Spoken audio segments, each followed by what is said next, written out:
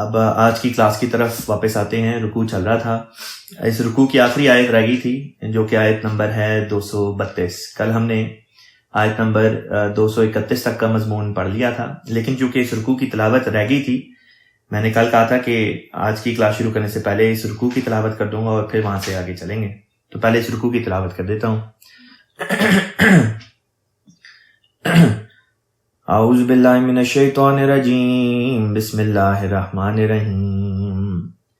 الطلاق مرتان فإمساكم بمعروف أو تسريح بإحسان ولا يحل لكم أن تأخذوا مما آتيتموهن شيئا إلا أن يخافا ألا يقيما حدود الله فإن خفتم ألا يقيما حدود الله فلا جناح عليهما فيما افتدت به تلك حدود الله فلا تعتدوها ومن يتعد حدود الله فأولئك هم الظالمون. فإن طلقها فلا تحل له من بعد حتى تنكح زوجا غيره فإن طلقها فلا جناح عليهما أن يتراجعا إن ظنا أن يقيما حدود الله وتلك حدود الله يبينها لقوم يعلمون. وَإِذَا طَلَّقْتُمُ النِّسَاءَ فَبَلَغْنَ أَجَلَهُنَّ فَأَمْسِكُوهُنَّ بِمَعْرُوفٍ أَوْ سَرِّحُوهُنَّ بِمَعْرُوفٍ وَلَا تُمْسِكُوهُنَّ ضِرَارًا لِتَعْتَدُوا وَلَا تُمْسِكُوهُنَّ ضِرَارًا لِتَعْتَدُوا وَمَن يَفْعَلْ ذَلِكَ فَقَدْ ظَلَمَ نَفْسَهُ وَلَا تَتَّخِذُوا آيَاتِ اللَّهِ هُزُوًا وَاذْكُرُوا نِعْمَةَ اللَّهِ عَلَيْكُمْ وما أنزل عليكم من الكتاب والحكمة يعظكم به واتقوا الله واعلموا أن الله بكل شيء عليم.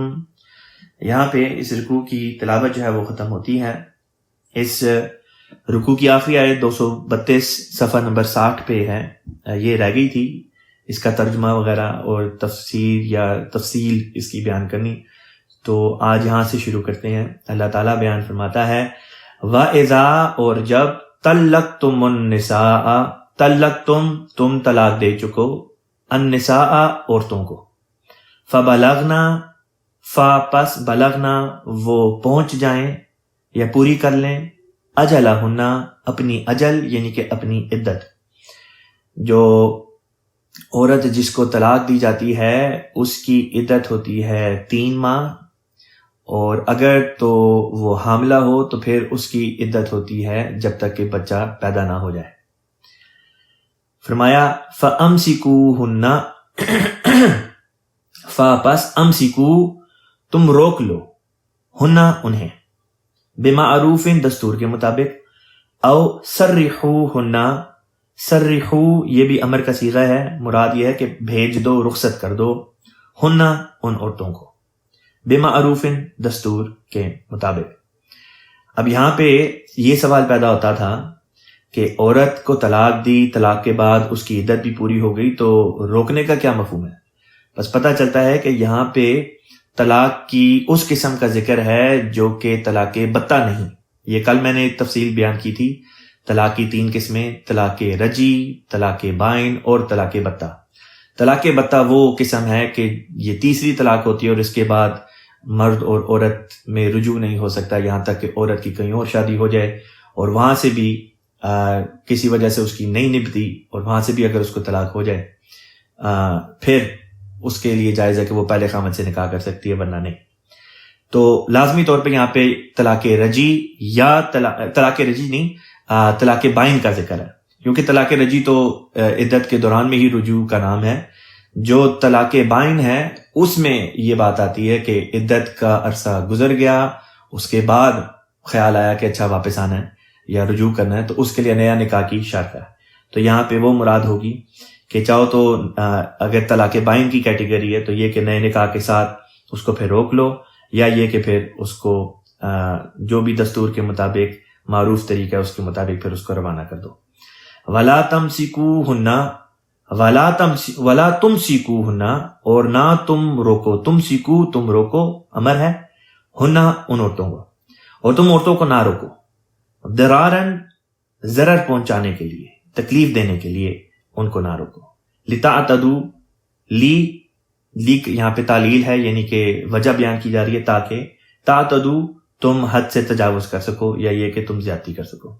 بعض مرد ہوتے ہیں اور اس کو طلاق دیتے ہیں، جب طلاق بائن ہو جاتی ہے یعنی کہ عدت پوری ہو جاتی ہے تو پھر دوبارہ نیا نکاح کر لیتے ہیں اس غرض سے کہ اب مزید اس کو تکلیف دینی ہے، یا یہ کہ اگر طلاق رجی ہے ابھی عدت پوری نہیں ہوئی تو اسی عدت کے دوران میں رجوع کر لیتے ہیں اس غرض سے کہ ابھی مزید اس عورت کو تکلیف دینی ہے. تو فرمایا دیکھو یہ تمہاری غرض نہ ہو اس عورت کو نکاح میں رکھنے کی کہ تم اس کے اوپر زیادتی کرو، تم اس سے تکلیف دو.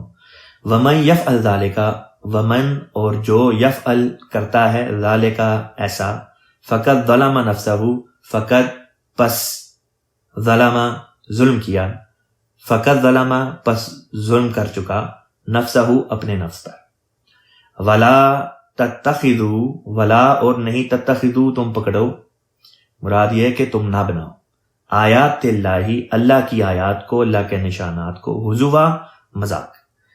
بامحاورہ ترجمہ یوں ہوگا کہ اور جب تم عورتوں کو طلاق دو اور وہ اپنی مقررہ میعاد پوری کر لیں تو چاہو تو تم انہیں دستور کے مطابق روک لو، یا چاہو تو معروف طریق پر رخصت کرو، اور تم انہیں تکلیف پہنچانے کی خاطر نہ روکو تاکہ ان پر زیادتی کر سکو.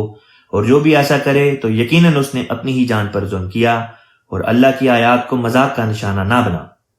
آگے فرمایا وَاذْكُرُوا نعمت اللہ، وَاذْكُرُوا اور ذکر کرو، یاد کرو، نعمت اللہ اللہ تعالیٰ کی نعمت کا، علیکم جو تم پر ہے، وما انزل علیکم اور جو نازل کیا اس نے تم پر، من الکتابی کتاب میں سے، والحکمتی اور حکمت، یعظکم بھی جس کے ذریعے سے وہ تمہیں نصیحت کرتا ہے، واعظ کرتا ہے. بامحاورہ ترجمہ اس آیت کے ٹکڑے کا ہوگا اور اللہ کی اس نعمت کو یاد کرو جو تم پر ہے اور جو اس نے تم پر کتاب اور حکمت میں سے اتارا، اور وہ اس کے ساتھ تمہیں نصیحت کرتا ہے. واتقوا اللہ اور اللہ کا تقوی اختیار کرو، اللہ کا خوف اختیار کرو. وَاعْلَمُوا اور جان رکھو، ان اللہ کہ یقیناً اللہ تعالیٰ، بِكُلِّ شَيْءٍ، بی کا مطلب ہے ساتھ، کلی تمام، ہر، شیء چیز، علیم سب کچھ جاننے والا. اور اللہ کا تقوی اختیار کرو اور جان لو کہ اللہ ہر چیز کا خوب علم رکھتا ہے. اللہ تعالیٰ کے فضل سے یہاں پہ یہ رکوع بھی ختم ہوتا ہے، اور یہاں پہ دوسرے سپارے کا جو ثلث ہے وہ بھی الحمدللہ مکمل ہو گیا. اب یہاں سے اگلا رکوع شروع ہوتا ہے. اس رکوع کی پہلے میں تلاوت کر دیتا ہوں. وَإِذَا طَلَّقْتُمُ النِّسَاءَ فَبَلَغْنَ أَجَلَهُنَّ فَلَا تَعْضُلُوهُنَّ أَن يَنكِحْنَ أَزْوَاجَهُنَّ إِذَا تَرَاضَوْا بَيْنَهُم بِالْمَعْرُوفِ ذَلِكَ يُوعَظُ بِهِ مَن كَانَ مِنكُمْ يُؤْمِنُ بِاللَّهِ وَالْيَوْمِ الْآخِرِ ذَلِكُمْ أَزْكَىٰ لَكُمْ وَأَطْهَرُ وَاللَّهُ يَعْلَمُ وَأَنْتُمْ لَا تَعْلَمُونَ. وَالْوَالِدَاتُ يُرْضِعْنَ أَوْلَادَهُنَّ حَوْلَيْنِ كَامِلَيْنِ لِمَنْ أَرَادَ أَنْ يُتِمَّ الرَّضَاعَةَ وَعَلَى الْمَوْلُودِ لَهُ رِزْقُهُنَّ وَكِسْوَتُهُنَّ بِالْمَعْرُوفِ لا تكلف نفس إلا وسعها لا تضار والدة بولدها ولا مولود له بولده وعلى الوارث مثل ذلك فإن أراد فصالا عن تراض منهما وتشاور فلا جناح عليهما وإن أردتم أن تسترضعوا أولادكم فلا جناح عليكم إذا سلمتم ما آتيتم بالمعروف واتقوا الله واعلموا أن الله بما تعملون بصير والذين يتوفون منكم ويذرون أزواجا يتربصن بأنفسهن 4 أشهر وعشرا فإذا بلغن أجلهن فلا جناح عليكم فيما فعلن في أنفسهن بالمعروف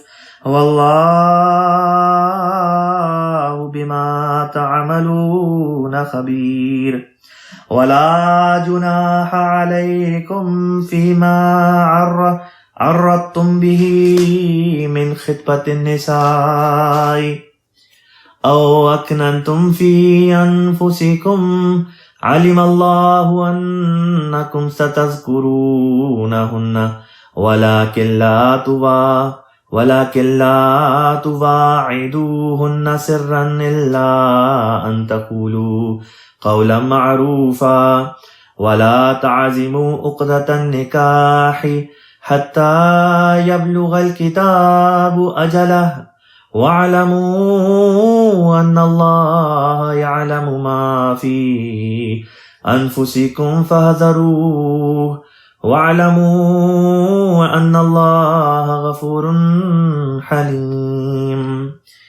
یہاں پہ یہ رکوع جو ہے اس کی تلاوت ختم ہوتی ہے.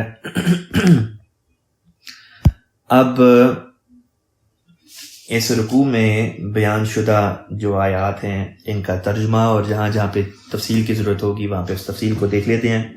اللہ تعالیٰ بیان فرماتا ہے وَإِذَا اور جب تم طلاق دے چکو النساء عورتوں کو فَبَلَغْنَا پس وہ پوری کر چکیں اجلہن اپنی عدت کو فلا پس نہیں تعضلوہن تم انہیں روکو مراد یہ کہ پس تم انہیں نہ روکو ان ینکحنا کہ وہ نکاح کر لیں ازواجہن اپنے شوہروں سے. مراد یہ ہے کہ جب پہلی بات تو یہ کہ یہاں پہ اللہ تعالیٰ نے مخاطب کیا سابق شوہر کو کہ بندے نے اپنی عورت کو طلاق دے دی. طلاق کے بعد اس کی عدت پوری ہو گئی. عدت کے بعد اب وہ چلی گئی. جانے کے بعد اس کے لیے کہیں اور سے رشتہ آیا. اب وہ وہاں پہ رشتہ کرنا چاہتی ہے تو سابق خاوند کو مخاطب کر کے اللہ فرماتا ہے اب اس رشتے کے راستے میں رکاوٹیں نہ ڈالو. اگر تمہاری وہ سابقہ بیوی ہے اس سے طلاق ہو چکی ہے علیحدگی ہو چکی ہے اور اب وہ کہیں اور شادی کرنا چاہتی ہے اس کے لیے کہیں اور سے رشتہ آیا ہے تو بیچ میں رکاوٹیں ڈالنے کی ضرورت نہیں ہے. فرمایا اذا تراضوا بینہم اذا جب تراضوا باہمی رضامندی ہو بینہم ان میں بالمعروف معروف کے مطابق یعنی کہ جب وہ معروف طریق پر آپس میں اس بات پر رضامند ہو جائیں.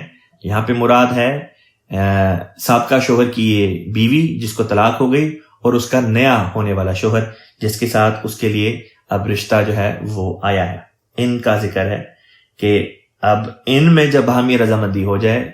اب آبویسلی جو طلاق شدہ عورت ہے یہاں پہ اس کے ضمن میں یہ بھی بتایا کہ اس کا جو ولی ہے اس قسم کے فیصلے اس ولی نے ہی کرنے ہیں اس عورت کے بہاف پہ.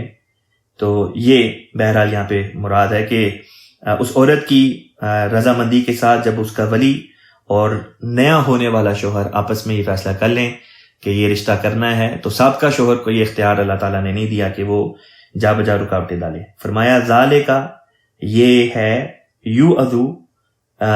ذالکا اس طرح وہ نصیحت کیا جاتا ہے بھی اس کے ذریعے من کانا منکم جو تم میں سے ہو یؤمن باللہ اللہ پر ایمان لانے والا، والیوم الآخر اور آخرت کے دن پر ایمان لانے والا. یہ نصیحت اسے کی جا رہی ہے جو تم میں سے اللہ پر اور یوم آخرت پر ایمان لاتا ہے. ذالکم ازکا لکم، ذالکم یہ بات ازکا سب سے زیادہ پاکیزگی کے لائق ہے، سب سے زیادہ پاک ہے، سب سے زیادہ اچھی ہے. یہ زکی سے لفظ نکلا ہے ازکا. جس طرح میں نے پہلے بھی بتایا تھا اسم تفضیل کا کہ اس میں فضیلت کسی چیز کی بیان کی جاتی ہے، کسی چیز کی جو ہے وہ کسی چیز کا زیادہ ہونا اس میں آتا ہے. جس طرح کبیر مطلب تھا کبیر کا بہت بڑا، اکبر کہتے ہیں سب سے بڑا، صغیر چھوٹا، اصغر سب سے چھوٹا. اسی طریقے سے زکی کا مطلب ہوتا ہے پاک، ازکا سب سے پاک. فرمایا ذالکم یہ باتیں ازکا لکم بہترین ہیں، سب سے زیادہ پاک ہیں، لکم تمہارے لیے، و اطہر اور سب سے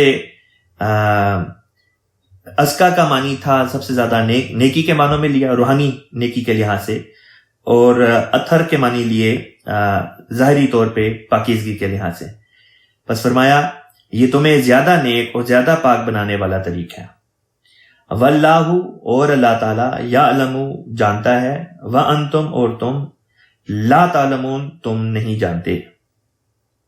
اب اگلی جو آیت ہے اس میں اللہ تعالیٰ نے طلاق کے بعد جو حالات پیدا ہو جاتے ہیں، مثلا یہ کہ اگر بچہ ہے لیکن ماں باپ میں طلاق ہو گئی ہے اور بچہ نومولود ہے، چھوٹی عمر کا ہے، دودھ پینے والی عمر کا ہے، تو اس ضمن میں پھر کیا خدا تعالیٰ کی طرف سے احکامات ہیں وہ بھی اللہ تعالیٰ نے پھر یہاں پہ بیان کر دی. فرمایا والوالدات، والدات کہتے ہیں ماؤں کو، کہ اور مائیں یردعنا کا مطلب ہوتا ہے وہ دودھ پلائیں، اولادہن اپنے بچوں کو. اب یہاں پہ لفظ اولاد آیا ہے جو کہ ولد کی جمع ہے. ولد عربی زبان میں کہتے ہیں بیٹے کو.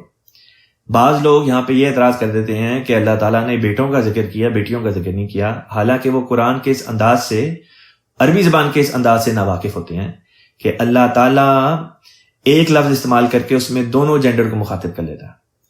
مثلا جب اللہ تعالیٰ نے دونوں کو مخاطب کرنا ہو تو صرف مذکر کا صیغہ رکھ کے مذکر مؤنث دونوں کو مخاطب کر لیتا ہے. ہاں اگر کوئی بات صرف عورتوں سے مخصوص ہو تو پھر عورتوں کے لیے الگ سے صیغہ استعمال کیا جاتا ہے، ورنہ ایک ہی صیغے کے ذریعے سے یعنی مذکر کے ذریعے سے مذکر مؤنث دونوں کو اللہ تعالیٰ قرآن پاک میں مخاطب فرما دیتا ہے. فرمایا بس یہاں پہ بھی اولاد میں بیٹے اور بیٹیاں دونوں مراد ہیں. والوالدات یردعنا اور ماؤں کو چاہیے کہ وہ دودھ پلائیں، اولادہن اپنے بچوں کو، حولین، حولین جو ہے یہ ہول سے نکلا ہے، ہول کہتے ہیں دائرے کو، یعنی کہ ماحول کا لفظ بھی اسی سے نکلا ہے. ماحول، ماں کہتے ہیں جو، ہول ارد گرد، تو جو آپ کے ارد گرد ہوتا ہے، جو آپ کی گول دائرے، جس دائرے کے اندر آپ ہوتے ہیں اس کو ماحول کہتے ہیں. تو اسی طریقے سے حولین کہتے ہیں دو دائرے، مراد یہ ہے کہ 2 سال، 2 فل سرکلز انگریزی میں ہم کہتے ہیں. حولین کاملین، کاملین جو ہے اس سے مراد ہے 2 کمپلیٹ، 2 کامل. حولین کاملین مل کے جب پڑھا جاتا ہے تو مراد ہوتی ہے کہ 2 پورے سال. اب یہاں پہ یہ سوال پیدا ہوتا تھا کہ بچے کو کتنا عرصہ دودھ پلایا جائے، تو فرمایا بچے کو دودھ پلانا پورے 2 سال ہے. اب اس سے 2 باتیں آگے نکلتی تھیں. ایک یہ کہ کیا 2 سال کا عرصہ جو ہے یہ لازمی پلانا ہے، یا یہ کہ 2 سال کا عرصہ جو ہے یہ ایک حد اللہ تعالیٰ نے مقرر کر دی کہ اسے آگے نہیں جانا. بس یہاں پہ اللہ تعالیٰ نے یہ بات بیان کی کہ دیکھو دودھ پلانا کی جو آخری حد ہے، یعنی کہ زیادہ سے زیادہ جو ایک ماں اپنے بچے کو دودھ پلا سکتی ہے وہ 2 سال ہے. حضرت مسلم موعود رضی اللہ تعالیٰ عنہ نے تفسیر کبیر میں بیان کیا کہ 2 سال تک کے بچے کو دودھ پلانا جائز ہے. مطلب یہ کہ 2 سال کے لیے بچے کو دودھ پلانا جائز ہے. 2 سال جب پلا لے اس سے آگے دودھ پلانا جو ہے وہ جائز نہیں. اس کے بعد بچے کی غذا دوسری چیزوں پہ ڈال دینی چاہیے.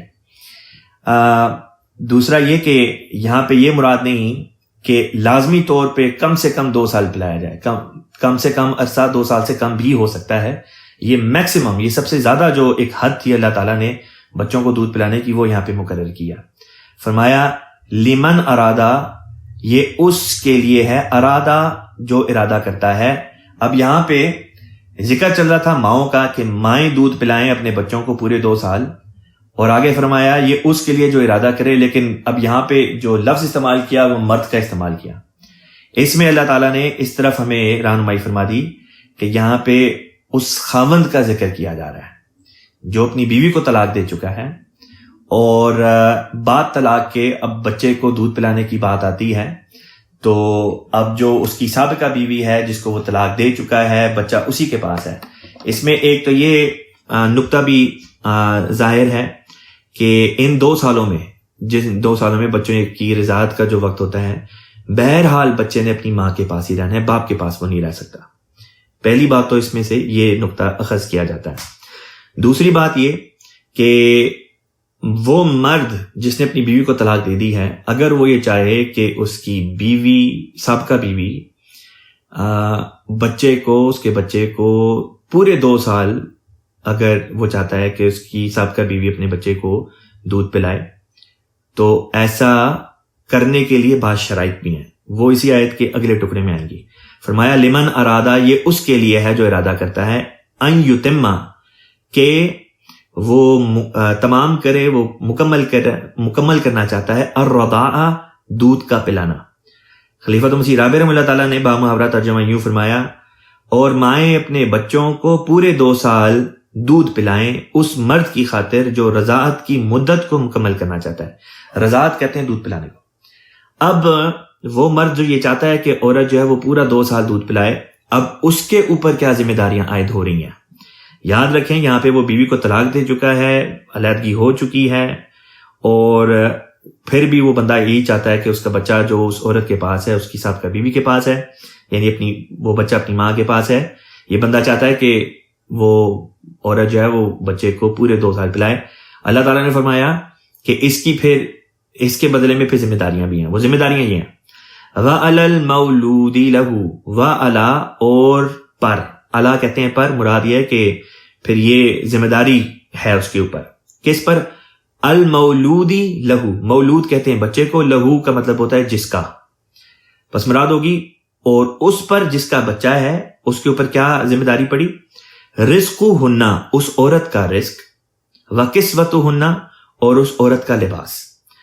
مراد یہ ہے کہ یہاں پہ عورت کا نان و نفقہ، اوڑھنا بچھونا، غرض یہ کہ اس کی ضرورت کے جو تمام اخراجات ہیں بالمعروف، دستور کے مطابق، ان کو برداشت کرنا پھر اس مرد کے اوپر لازمی ہے.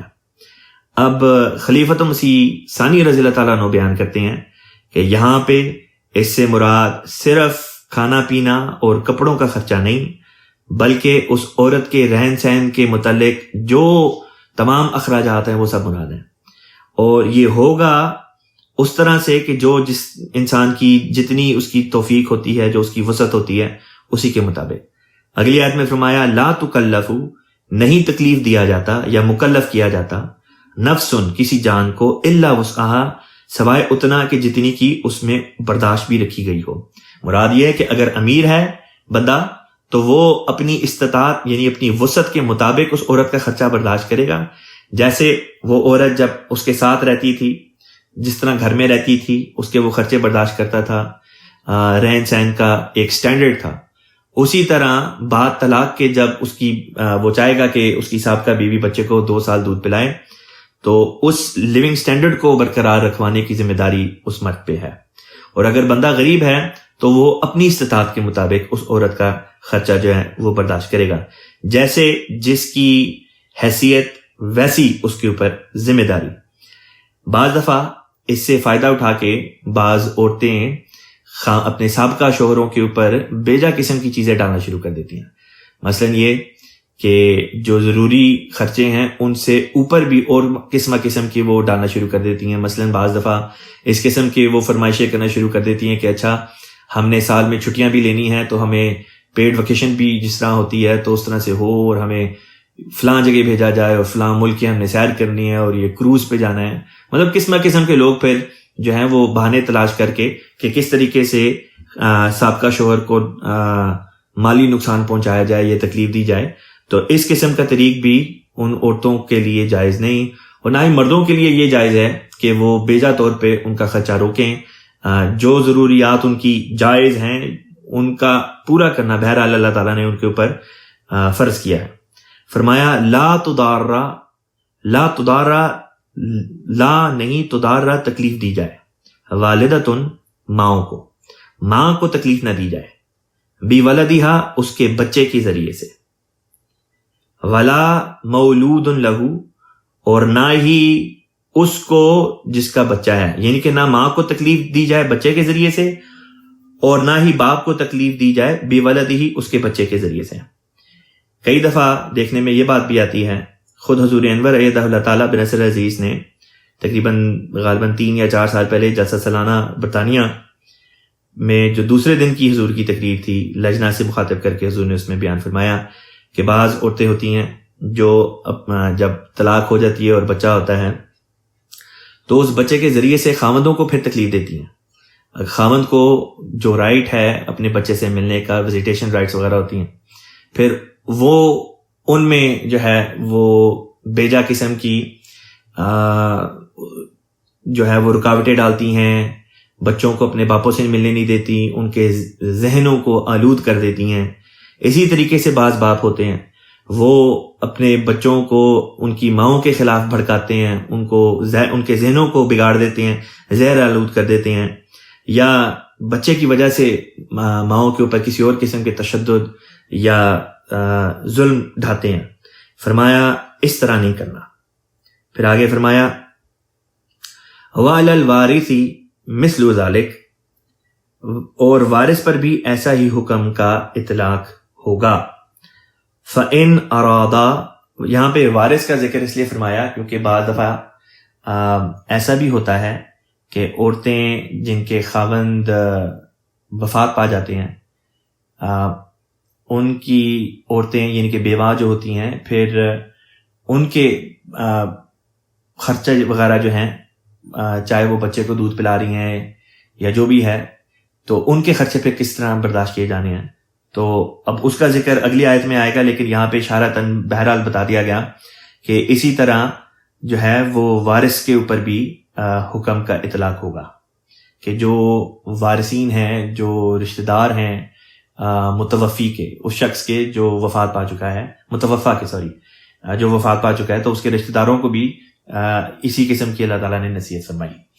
فرمایا فَإِنْ أَرَادَا پس اگر وہ دونوں فیصلہ کرنا چاہیں، وہ دونوں چاہیں، یعنی کہ سابقہ شوہر اور اس کی سابقہ بیوی، یعنی کہ بچے کے ماں اور باپ. فَإِنْ أَرَادَا پس اگر وہ دونوں فیصلہ کریں، فصالن کہتے ہیں دودھ چھڑانا، ان ترادن باہمی طور پر، باہمی رضامندی کے ساتھ. تراد یہ راضی ہونے سے نکلا ہے اور ترادن کا مطلب ہوتا ہے میں تم سے راضی تم میرے سے راضی. تو یہ مراد ہوگی کہ پس اگر وہ مرد اور عورت باہمی رضامندی کے ساتھ یہ فیصلہ کریں کہ بچے کو دودھ چھڑانا ہے، یعنی کہ 2 سال سے پہلے دودھ چھڑانا ہے، منہما اپنے درمیان، وتشاورن اور باہمی مشورے کے ساتھ، فلا جناح علیہما پس نہیں جناح کوئی گناہ علیہما ان دونوں پر. یہاں پہ اللہ تعالیٰ نے یہ بات بیان کر دی کہ 2 سال پورے دودھ پلانے کی حد جو تھی وہ میکسیمم حد تھی، وہ زیادہ سے زیادہ ایک عرصہ تھا، ورنہ اس سے پہلے اگر ماں اور باپ دونوں چاہیں باہمی فیصلے، باہمی رضامندی اور مشاورت کے ساتھ وہ یہ فیصلہ لے سکتے ہیں کہ بچے کو 2 سال سے پہلے بھی دودھ چھڑا سکتے ہیں. اس ضمن میں ان کے اوپر کسی قسم کا کوئی گناہ نہیں. وَإِنْ أَرَدْتُمْ اور اگر تم ارادہ کرو، ان تسترضعوا ان کے تسترضعوا کا مطلب ہوتا ہے دودھ پلوانا چاہو. اب یہاں پہ مراد یہ ہے کہ باہر کسی اور عورت سے دودھ پلوانا چاہو. اولادکم اپنی اولاد کو، فلا جناح علیکم تو تم پر کوئی گناہ نہیں. اذا سلمتم جب، سلمتم کا مطلب ہوتا ہے سپرد کر دینا، جس طرح اسلام کا مطلب ہوتا ہے اپنا وجود خدا کے سپرد کر دینا، بس اسی طرح یہاں پہ مراد ہے اذا سلمتم جب تم سپرد کر دو، ما آتیتم جو، ما کا مطلب ہے جو، آتیتم تم نے دیا، بالمعروف معروف کے مطابق. حضور نے اس کا یہ ترجمہ کیا خلیفۃ مسیح رابع رحمہ اللہ تعالیٰ نے کہ اور اگر تم اپنی اولاد کو کسی اور سے دودھ پلوانا چاہو تو تم پر کوئی گناہ نہیں، بشرطے کہ جو کچھ معروف کے مطابق تم نے انہیں دینا تھا ان کے سپرد کر چکے ہو۔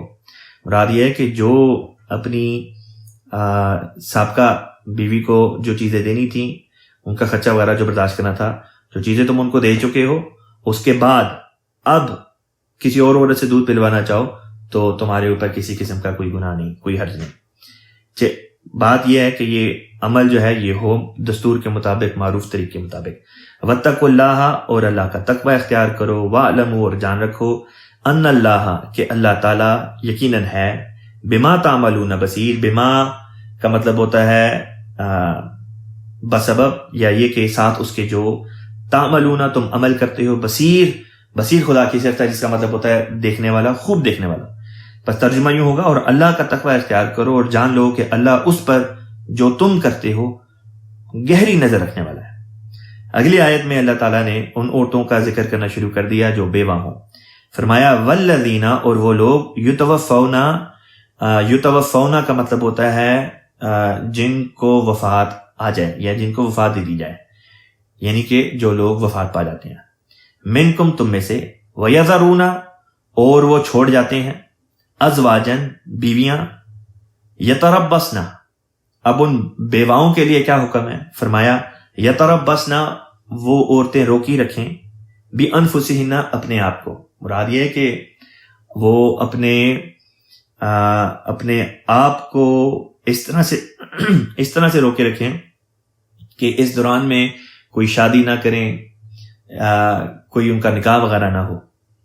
فرمایا بانفسہن، کتنے عرصے تک روکے رکھیں؟ اربعۃ اشہر و عشرہ، اربع، 4 اشہر مہینے، و عشرہ، اور 10۔ مراد یہ کہ 4 مہینے اور 10 دن۔ یہاں پہ اللہ تعالیٰ نے بیوہ کی عدت بیان فرمائی، بیوہ کی عدت رکھی 4 مہینے 10 دن۔ پچھلی آیات میں جو مطلقہ عورت تھی جس کو طلاق ہو جائے، اس کی عدت اللہ تعالیٰ نے 3 ماہ رکھی۔ اب جو بیوہ ہے اس کی عدت زیادہ، جو طلاق والی ہے اس کی عدت کم۔ اس کی کیا وجہ ہے؟ اس کی وجہ یہ ہے، حضرت خلیفۃ المسیح رابع رحمہ اللہ تعالیٰ نے بیان فرمایا کہ عورت جو بیوہ ہو جاتی ہے اس کے احساسات کو مد نظر رکھ کے، خاوند کے لیے جو اس کے احساسات تھے اس کو مد نظر رکھ کے اس کے لیے عدت کو زیادہ لمبا رکھا، یعنی 4 ماہ 10 دن۔ یہ گویا 1 مہینہ 10 دن زیادہ ہے اس عورت کی نسبت جس کو طلاق کے نتیجے میں عدت جو ہے وہ اپنی پوری کرنی پڑی، جس کی عدت تھی 3 ماہ۔ آگے فرمایا فائزہ بلغنا، پس جب وہ عورت پوری کر لے، اجلہن، اپنی عدت، فلا جناح علیکم، تو تم پر گناہ نہیں، فیما فعلنا، فیما، اس بارے میں جو، فعلنا، وہ عورت کرے، فی انفسہن، اپنے بارے میں، یعنی اپنے معاملات کے بارے میں پھر وہ جو کرے، تمہارے اوپر کوئی گناہ نہیں، بالمعروف، دستور کے مطابق۔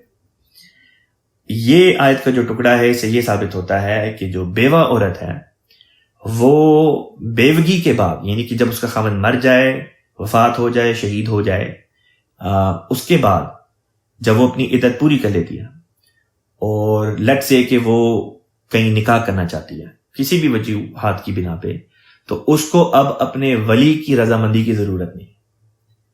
باقی جتنے کیسز تھے ان کیسز میں ولی کی ضرورت ہوتی ہے کہ ولی کی رضامندی چاہیے ہوتی ہے، ولی کی منظوری کے ساتھ عورت کا نکاح ہوتا ہے۔ لیکن یہاں پہ جو بیوہ ہیں ان کے لیے یہ بات بیان کی کہ بیوہ کو اپنے کہیں پہ اپنا نکاح کروانے کے لیے، کسی کے ساتھ نکاح کے لیے اپنے ولی کی منظوری کی ضرورت نہیں، ولی کی منظوری کے بغیر بھی نکاح ہو سکتا ہے۔ ایسے کیس میں جب ایک بیوہ کا نکاح ہوگا اور اس کا ولی نہیں چاہتا کہ فلاں جگہ اس کا نکاح ہو، لیکن وہ عورت چاہتی ہے کہ اس کا نکاح ہو، تو اس کیس میں نظام کے تحت، نظام جماعت کے تحت امام وقت جو ہے وہ پھر معین کریں گے کہ نظام کی طرف سے کوئی شخص ریپرزینٹ کر دے۔ اصل میں وہ عورتیں، وہ بچیاں جن کا کوئی والی یا وارث نہیں ہوتا، یا جن کے ولی تو ہوتے ہیں لیکن وہ اپنی حق ولایت ادا کرنے سے انکار کر دیتے ہیں، ان کا پھر والی وارث، ان کا ولی پھر امام وقت ہوتا ہے، خلیفہ وقت ہوتا ہے۔ اور جب اس قسم کے کیسز ہوں جہاں پہ ولی انکار کر دے کہ میں نے تو نہیں کرنا یہاں نکاح، جبکہ اس کا حق نہ بنتا ہو، تو اس کیس میں پھر وہ بچیاں، وہ خواتین خلیفہ وقت کو لکھتی ہیں، اور خلیفہ وقت کی اجازت کے ساتھ پھر، کیونکہ خلیفہ وقت ان کا ولی ہوتا ہے لیکن خلیفہ وقت خود ہر جگہ موجود بھی نہیں ہو سکتے، لہٰذا پھر خلیفہ وقت کسی کو اپنی جگہ نامینیٹ کر دیتے ہیں، اور وہ شخص جو ہوتا ہے وہ پھر حق ولایت ادا کرتا ہے، اور اس طرح پر نکاح عمل میں آ جاتا ہے۔ بعض دفعہ بعض باپ بہت سختی اختیار کرتے ہیں۔ اگر ایک احمدی بچی ہے، وہ کہیں شادی کرنا چاہتی ہے، اور جہاں شادی کرنا چاہتی ہے وہ بھی احمدی گھرانہ ہے، تو حضور انور ایدہ اللہ تعالیٰ بنصر العزیز نے ایک دفعہ نہیں کئی دفعہ اس طرف توجہ دلائی کہ جب ایک احمدی لڑکی ایک احمدی لڑکے سے شادی کرنا چاہتی ہے تو اس میں پھر روک وغیرہ نہیں ڈالنی چاہیے، بے جا قسم کی روک نہ ڈالیں، کیونکہ جس معاشرے میں ہم رہ رہے ہیں اس معاشرے میں پھر یہ بچے، لڑکا لڑکی جو ہیں وہ پھر بدی پہ ان کو گویا کہ اکسانے والی بات ہے۔ بہتر ہے کہ بجائے اس کے کہ ان سے کوئی گناہ مرتکب ہو جائے، ان کا معروف طریق پر نکاح کر دینا چاہیے۔ لیکن بعض دفعہ لوگ اپنی جھوٹی اناؤں کی وجہ سے اس قسم کے طریق اختیار کر لیتے ہیں جو اسلام کے منافی ہیں۔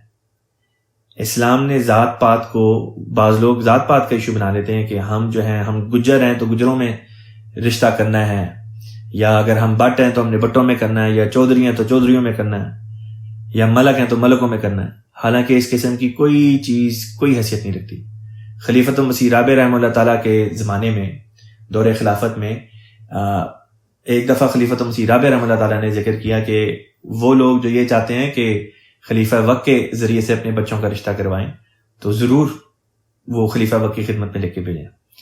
تو حضور نے پھر ایک جمعے کے خطبے میں ذکر کیا کہ اس کے بعد کئی لوگوں نے درخواستیں بھیجیں، کئی پاکستان سے بھی لوگ تھے جنہوں نے درخواستیں بھیجی، دوسرے ممالک سے بھی، لیکن ساتھ میں یہ بھی شرطیں لگا دی کہ حضور رشتہ ہو تو ہو بٹوں کا، یا باجواؤں کا رشتہ ہو، یا چودھریوں کا رشتہ ہو۔ تو حضور نے فرمایا یہ کس قسم کا اسلام ہے، یہ کس قسم کی احمدیت ہے؟ اسلام احمدیت میں تو ذات پات کی کوئی حیثیت نہیں۔ خدا کی نظر میں جب ذات پات کی کوئی حیثیت نہیں تو ہم کون ہوتے ہیں کہ ہم ان معاملات میں جو شرعی معاملات ہیں ذات پات کو بیچ میں لے کر آئیں۔ آگے چلتے ہیں۔ اللہ تعالیٰ نے بیان کیا واللہ، اور اللہ تعالیٰ بما تعملون جو تم کرتے ہو اس کے بارے میں خبیر، خوب خبر رکھنے والا ہے، یعنی کہ باخبر ہے۔ اگلی آیت میں فرمایا ولا جناح علیکم، اور نہیں ہے گناہ تم پر، فیما اردتم، اس بات میں جو اردتم، یہ جو اردتم ہے اس کا مطلب خلیفۃ المسیح رابع رحمہ اللہ تعالیٰ نے یہ کیا ہے کہ پیش کرنا، ارادہ کرنا بھی ہے، پیش کرنا بھی ہے۔ ولا جناح علیکم، تم پر کوئی گناہ نہیں، فیما اردتم بہ، اس بارے میں کہ تم اس کے ذریعے سے، من خطبت النساء، خطبت النساء کا مطلب ہوتا ہے عورتوں کو نکاح کی تجویز یا نکاح کا اشارہ کرنا۔ فرمایا اس بات میں کوئی حرج نہیں کہ تم عورتوں کو نکاح کی تجویز کر دیا کرو یا نکاح کے لیے اشارہ کر دیا کرو۔ یہاں پہ عورتوں سے مراد بیواؤں کا ذکر ہے، یہ ان بیواؤں کا ذکر ہے جن کی جو ہے وہ عدت چل رہی ہے۔ او اکننتم، یا تم چھپائے رکھو، فی انفسکم، اپنے دلوں میں یا اپنے نفس میں چھپائے رکھو۔ بامحاورہ ترجمہ حضور نے یوں فرمایا اور تم پر کوئی گناہ نہیں اس بارے میں کہ تم ان عورتوں سے نکاح کی تجویز کے متعلق کوئی اشارہ کرو یا اسے اپنے دلوں میں چھپائے رکھو۔ یہاں پہ حضرت مسلم موعود رضی اللہ تعالیٰ عنہ نے تفسیر کبیر میں یہ نقطہ بیان فرمایا، حضور بیان کرتے ہیں کہ اشارہ کنایا میں بات کرنا سے مراد یہ ہے، مثلا انسان یہ پیغام دے دے کہ اب آپ کو بھی جیون ساتھی کی ضرورت ہوگی اور مجھے بھی جیون ساتھی کی ضرورت ہے۔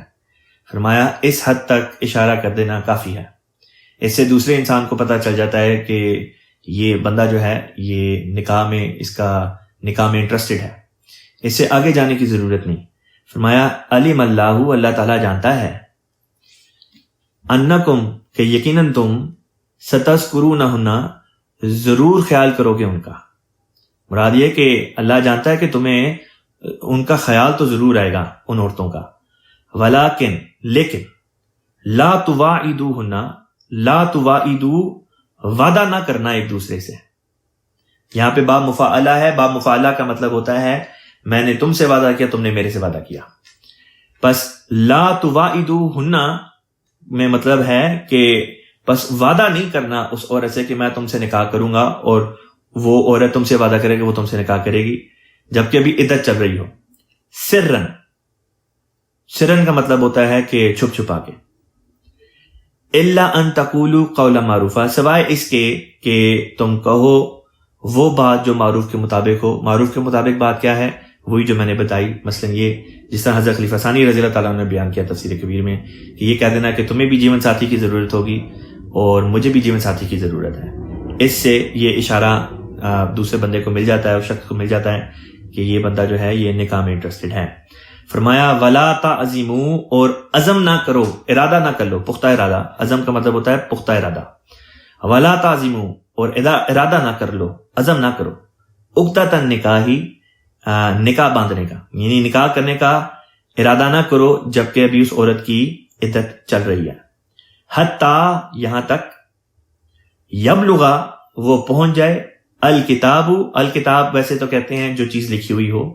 مراد یہ ہے کہ جو چیز فرض کی گئی ہے، یعنی کہ اس عورت پہ جو عدت فرض کی گئی ہے وہ مراد ہے کہ اس کی جو مقررہ عدت ہے 4 ماہ 10 دن کی، جب تک وہ پوری نہ ہو جائے تب تک نکاح کا تم نے عزم نہیں کرنا، نکاح کرنے کا ارادہ نہیں کرنا. اجلہ یبلغ الکتاب اجلہ، یہاں تک کہ جو مقررہ مدت ہے، عدت ہے، وہ اپنی میعاد کو پہنچ جائے. وَاعْلَمُوا، اور جان رکھو، ان اللہ، کہ یقیناً اللہ تعالیٰ، یعلم، وہ جانتا ہے، ما فی انفسکم، جو فی کا مطلب ہوتا ہے میں، انفسکم تمہارے نفسوں میں. مراد یہ کہ جو بات تمہارے اندر ہے، جو بات تمہارے دلوں میں ہے، خدا اس کو جانتا ہے. فَاحْذَرُوا، یہ بھی امر کا صیغہ ہے، یعنی کہ حکم ہے. فَاحْذَرُوا، پس تم سب بچو، اس سے. مراد یہ کہ پھر خدا کی پکڑ سے بچو.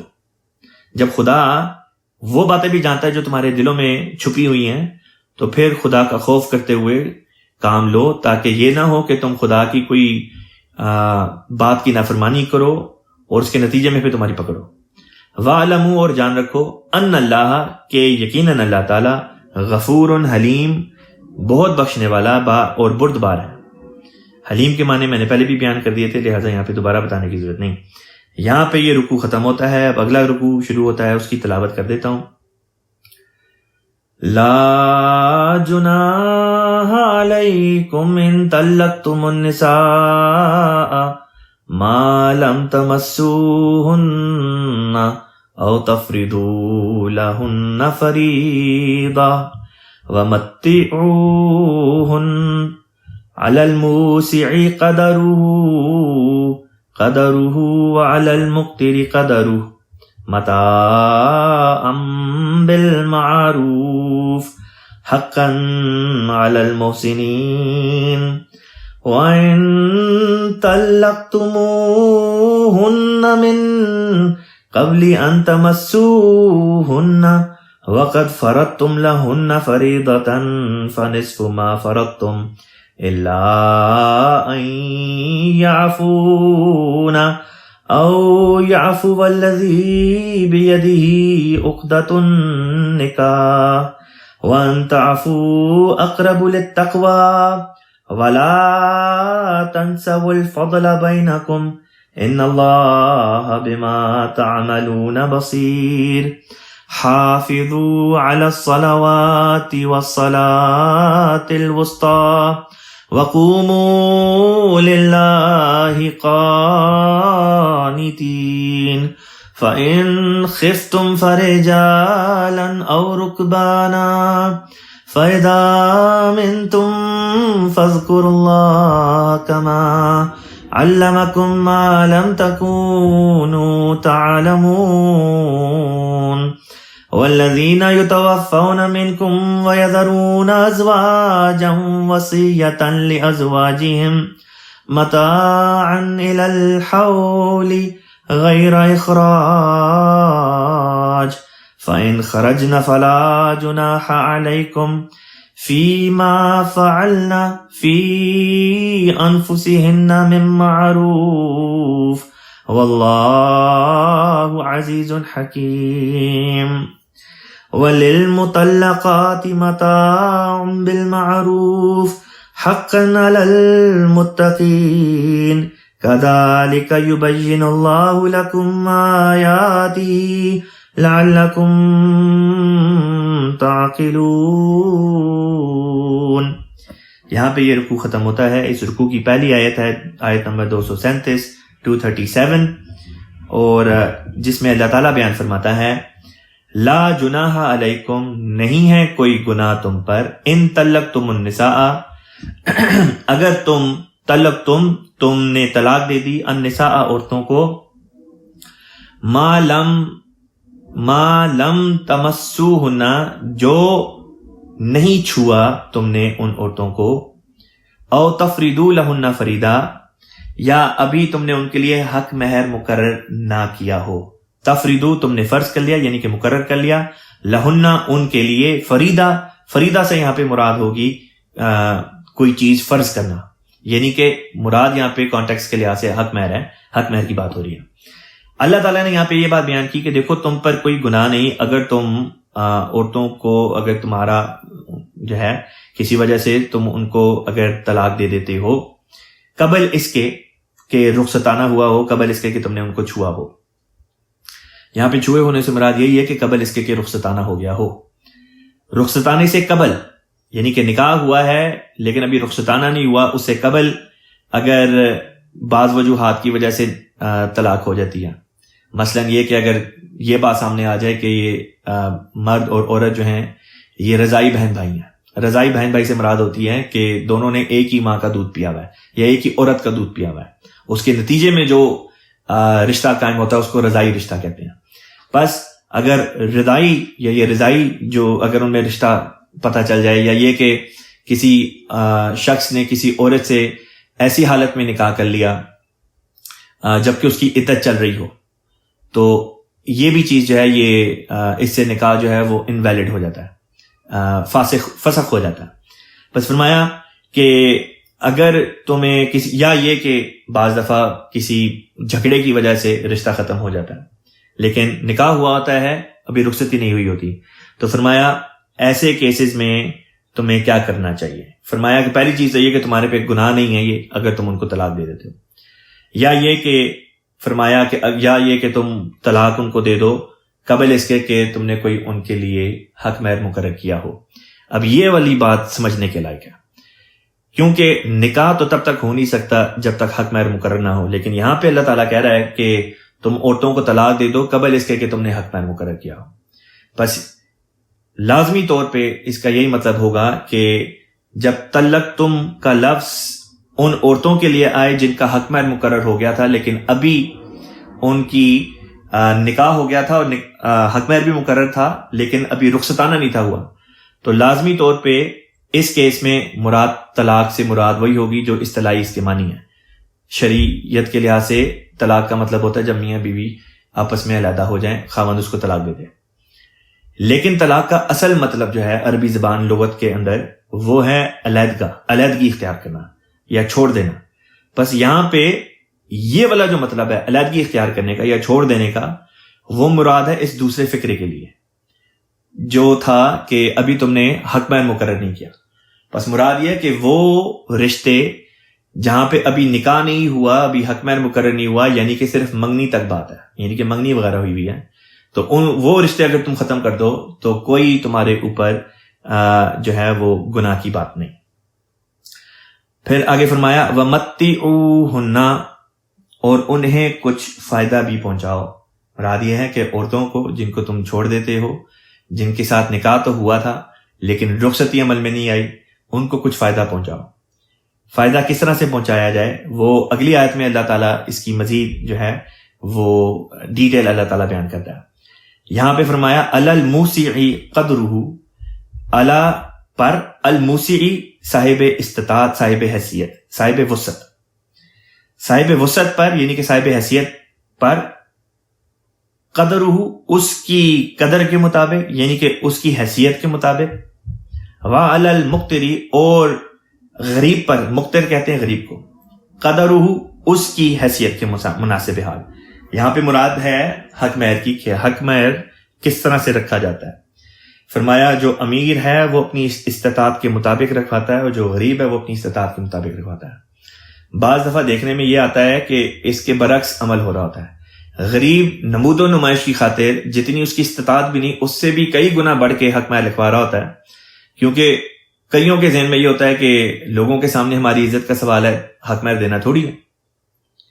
دوسری طرف جو امراء ہوتے ہیں وہ حد سے زیادہ کم لکھواتے ہیں، اور ان کے ذہن میں یہ ہوتا ہے کہ اگر ہم نے زیادہ لکھوا دیا تو یہ ہم سے فائدہ اٹھائیں گے. دونوں باتیں غلط ہیں. اللہ تعالیٰ نے ان دونوں باتوں کی نفی فرمائی ہے کہ دیکھو یہ نہیں کرنا. جو امیر ہے وہ اپنی استطاعت کے مطابق حق مہر رکھوائے گا، اور جو غریب ہے وہ اپنی استطاعت کے مطابق حق مہر رکھوائے گا.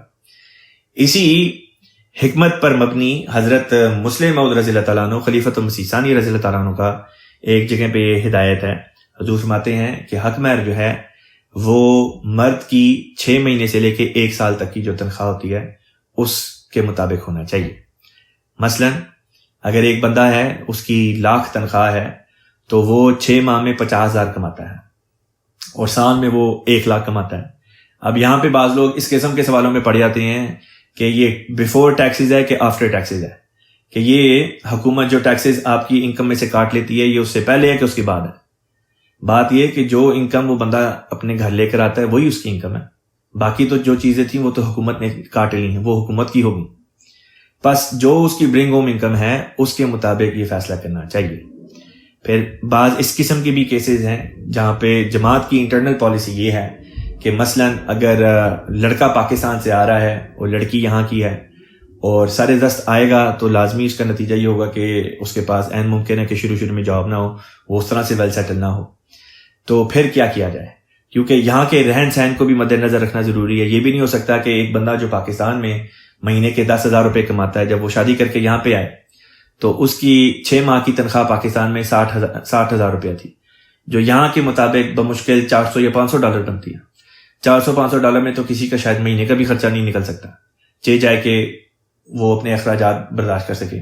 بس اسی وجہ سے حکمت کو مد نظر رکھتے ہوئے ہمارے امام کی طرف سے، ہمارے لیے امام وقت کی طرف سے یہی ہے کہ ایسے کیسز میں جب لڑکا پاکستان سے یا کسی انڈیا وغیرہ سے، بنگلہ دیش وغیرہ سے آ رہا ہو اور لڑکی یہاں کی ہو تو اس کیس میں کم از کم 10,000 جو ہے یہاں کی لوکل کرنسی وہ حق مہر ہونا چاہیے. یہ بہرحال امریکہ کے متعلق جو بات ہے وہ میں نے بتا دی ہے. دوسرے ملکوں کے بارے میں جو بھی پالیسی ہے وہ وہاں کے اپنے اپنے عمراء سے اس بارے میں مزید ہدایت لے سکتے ہیں. فرمایا متاع بالمعروف. متاع کا مطلب ہوتا ہے منفعت یا مال و متاع. اللہ تعالیٰ نے متاع کا لفظ استعمال فرمایا، مال بھی فرما سکتا تھا. متاع کا اس لیے فرمایا کیونکہ متاع کے اندر کئی مفہوم اکٹھے ہو سکتے ہیں. متاع بالمعروف، دستور کے مطابق یہ فائدہ پہنچانا ہے، یہ متاع ہے. حقاً علی المحسنین، یہ بات حق ہے ان پر، یعنی کہ فرض ہے ان پر جو احسان کرنے والے ہیں. احسان کرنے والوں کی کئی تعریفیں آ جاتی ہیں. ایک احسان کی یہ بھی تعریف ہے کہ وہ شخص جو خدا کو دیکھ رہا ہو، یعنی کہ جس میں خدا تعالیٰ کے بارے میں یہ بات زیادہ ہو، یعنی کہ جو زیادہ تقویٰ رکھتا ہو. کیونکہ رسول پاک صلی اللہ علیہ وسلم نے فرمایا احسان کی تعریف کیا ہے؟ احسان یہ ہے کہ تم خدا کو دیکھ رہے ہو، یا کم سے کم یہ کہ خدا تمہیں دیکھ رہا ہے. بس احسان کی اگر اس تعریف کو لے لیں تو بہت شاندار ایک مفہوم سامنے ابھر کے آتا ہے کہ جو خدا کو دیکھنے والے ہیں وہ بہرحال اپنے آپ کو ان باتوں کو فرض سمجھتے ہیں کہ ہم نے احسان کرنا ہے. اگلی آیت میں فرمایا وَإِن طَلَّقْتُمُوهُنَّ، اور اگر تم طلاق دے دو ان عورتوں کو، من قبل، قبل اس کے، ان کے، تمسوهن، تم انہیں چھو، وقد فرضتم لهن، اور تم فرض کر چکے ہو، لہن فریدتاً، ان کے لیے فریدہ، یعنی کہ ان کے لیے حق مہر مقرر کر چکے ہو. حق مہر مقرر ہو گیا، نکاح ہو گیا، رخصت ہی نہیں ہوئی لیکن طلاق ہو گئی ہے. پھر کیا کرنا ہے حق مہر کے بارے میں؟ فرمایا فالنصف ما فرضتم، پس آدھا جو تم نے فرض کیا، یعنی کہ جو مقرر کیا حق مہر اس کا آدھا ادا کرنا ہے. الا ان یعفونا، الا سوائے ان کے، سوائے اس کے، یعفونا وہ چھوڑ دیں، معاف کر دیں، یعنی کہ وہ عورتیں معاف کر دیں، یا یہ کہ ان کے ولی معاف کر دیں. او یعفو الذی، او یا یعفو وہ معاف کر دے، الذی بیدہ جس کے ہاتھ میں ہے عقدۃ النکاح، نکاح کی گرہ۔ مراد یہاں پہ کیا ہوگی؟ پہلے میں اس کا بامحاورہ ترجمہ پیش کر دیتا ہوں، پھر میں اس کو ایکسپلین کرتا ہوں۔ اور اگر تم انہیں اس سے پیشتر طلاق دے دو کہ تم نے انہیں چھوا ہو جبکہ تم ان کا حق مہر مقرر کر چکے ہو، تو پھر جو تم نے مقرر کیا ہے اس کا نصف ادا کرنا ہوگا، سوائے اس کے کہ وہ عورتیں معاف کر دیں یا وہ شخص معاف کر دے جس کے ہاتھ میں نکاح کا بندھن ہے۔ اب یہ جو بات ہے کہ جس کے ہاتھ میں نکاح کا بندھن ہے، اس سے مراد دو لوگ ہیں، یا تو عورت کا ولی یا پھر وہ بندہ جس کے ساتھ نکاح ہو رہا تھا۔ عورت کا ولی اگر جو حق مہر ہے اس کیس میں کہ نکاح ہوا، حق مہر مقرر ہوا، نکاح ہوا، لیکن ابھی رخصتانہ نہیں ہوا اور علیحدگی ہو گئی، طلاق ہو گئی، تو اللہ نے فرمایا کہ نصف حق مہر جو ہوگا وہ پھر دینا ہے۔ لیکن فرمایا سوائے اس کے کہ یا تو وہ عورت خود معاف کر دے، کہے کہ مجھے نہیں چاہیے، یا یہ کہ اس کا ولی یہ فیصلہ لے لے اور کہے کہ اتنا نہیں چاہیے یا کم چاہیے۔ اگر ولی فیصلہ کر لے کہ نہیں چاہیے یا کم چاہیے، تو عورت کے لیے لازمی ہے کہ پھر وہ اس بات کے اوپر شور نہ مچائے کہ نہیں مجھے تو آدھا چاہیے ہے، مجھے آدھا حق مہر چاہیے ہی چاہیے، اس بات کی اس کو اجازت نہیں۔